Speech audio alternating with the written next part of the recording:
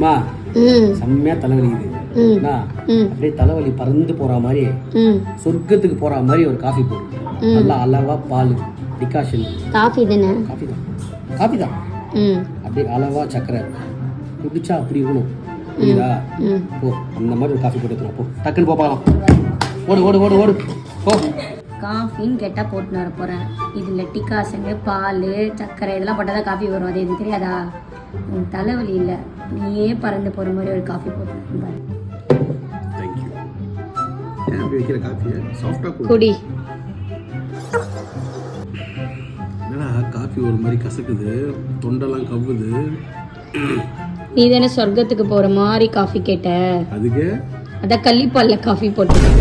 இது கள்ளிப்பால் நாய் கூத்து. நீ குடி, நாய் சேர்த்துரும் பாவம்.